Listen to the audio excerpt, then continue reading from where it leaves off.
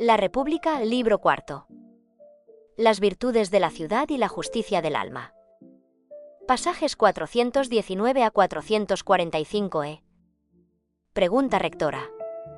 ¿Por qué la justicia consiste en un orden de partes y no solamente en realizar actos legales? Llegamos al núcleo ético de la República. Después de construir la ciudad, distribuir funciones y educar a los guardianes, Sócrates puede buscar en ella las 4 virtudes: sabiduría, valentía, moderación y justicia.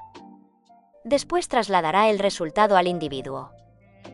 Este libro es prioritario para la PAU porque contiene la definición madura de justicia y la teoría tripartita del alma. La idea que conviene escuchar desde el principio es esta: una persona no es justa solo porque realiza actos exteriormente legales.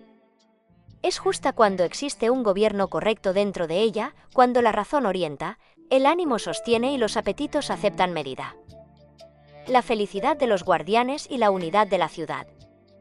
Adimanto objeta que los guardianes parecen poco felices. No poseen riquezas, tierras ni las comodidades asociadas al poder. Sócrates responde que la ciudad no se diseña para convertir a una clase en la más feliz aisladamente, sino para lograr el mejor orden del conjunto. Igual que al pintar una estatua no se colorean los ojos con el tono más hermoso si eso destruye la figura completa. Una función no puede privilegiarse a costa de la polis. La respuesta muestra el carácter holista del proyecto: el bien de la parte depende del orden total. También abre una objeción legítima. ¿Puede el Estado sacrificar proyectos personales invocando el bien común? Platón intentaría responder que los guardianes han sido educados para comprender su función y que una vida virtuosa no se mide por la acumulación. Aún así, la tensión entre armonía colectiva y autonomía individual permanece. Riqueza, pobreza, tamaño y educación. Riqueza extrema y pobreza extrema dañan el trabajo y dividen la ciudad. La primera fomenta lujo y descuido, la segunda impide disponer de medios y genera resentimiento. Una polis aparentemente única puede contener 2 ciudades enfrentadas, la de los ricos y la de los pobres. Sócrates insiste en conservar la educación y evitar un crecimiento que destruya la unidad. No pretende regular cada detalle mediante infinitas leyes. Si el carácter está bien formado, muchas normas menores resultarán innecesarias. Si está corrompido, la legislación se parecerá a cortar una cabeza de la hidra para que nazcan otras. Esta confianza en la educación explica toda la arquitectura precedente.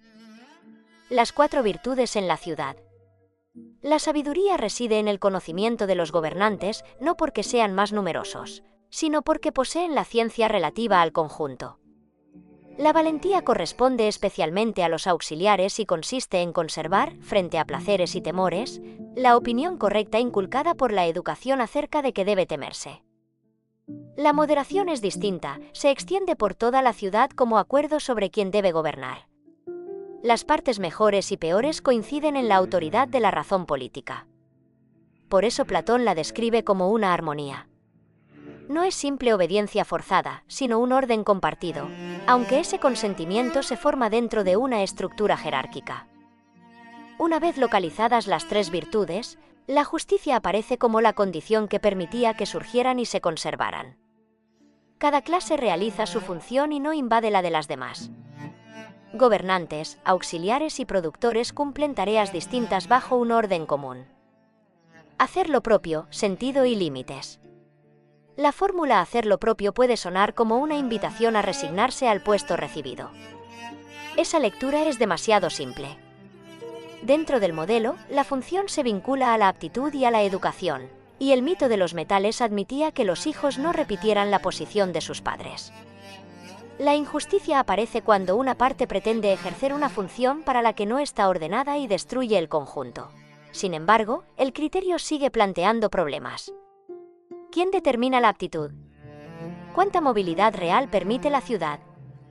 ¿Puede una persona desarrollar varias capacidades? Una buena respuesta de examen debe primero exponer la tesis platónica y después formular estas objeciones sin sustituir el texto por categorías actuales. En los pasajes 432b-435c, seleccionados en Galicia, conviene explicar que la justicia no es una cuarta tarea añadida a las anteriores. Es el principio de organización por el que cada parte cumple su tarea, haciendo posibles la sabiduría, la valentía y la moderación.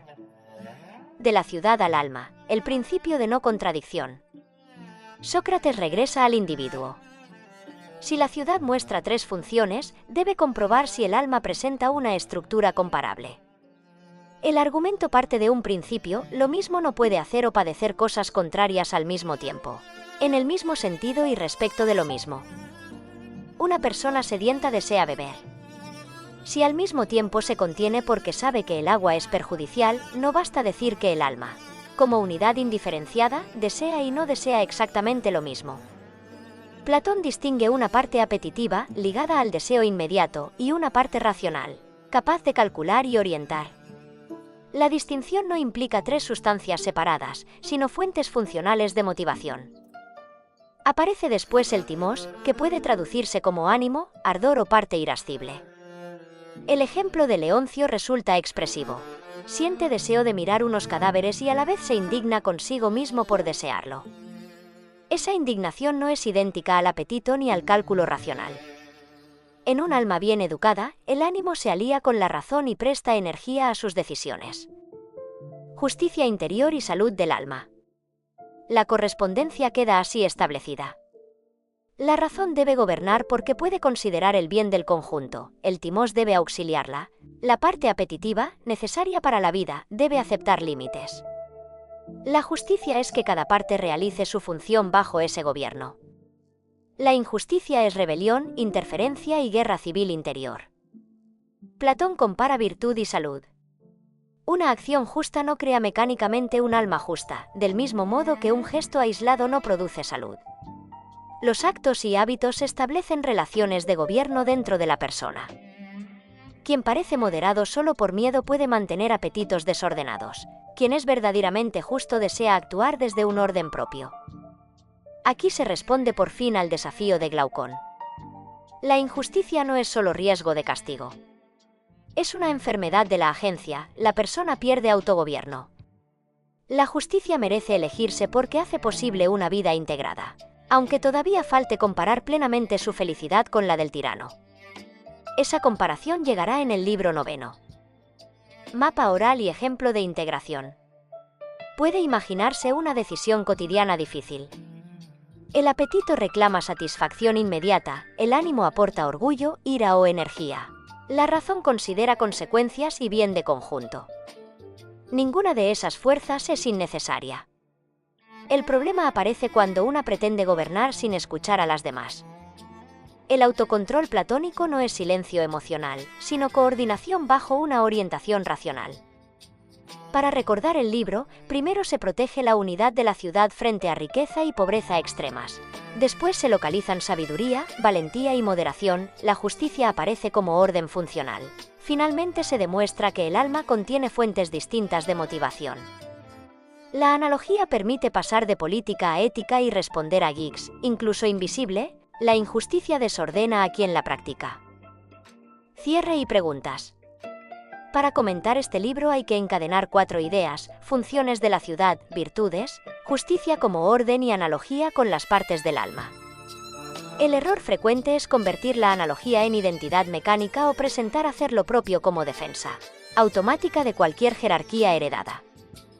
El oyente puede quedarse con 3 preguntas. ¿Ser libre consiste en hacer lo que apetece o en poder gobernar los apetitos?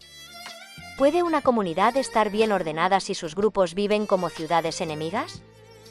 ¿Qué papel desempeña la indignación cuando ayuda a la razón y qué ocurre cuando busca gobernar por sí sola? El libro 5 someterá a la ciudad justa a 3 propuestas tan radicales que los interlocutores las comparan con, o las capaces de ahogar la discusión.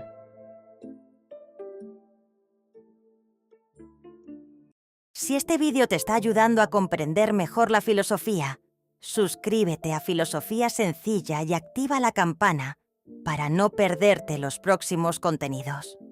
Porque entender las grandes ideas no tiene por qué ser complicado. Seguimos pensando.